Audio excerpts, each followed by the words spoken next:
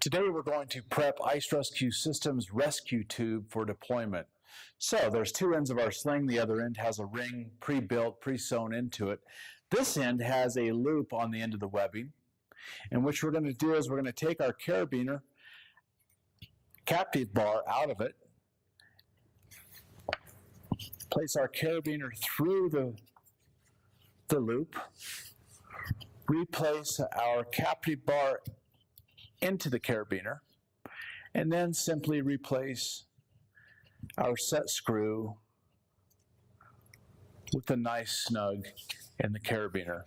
We are prepped and ready to go with Ice Rescue Systems rescue tube.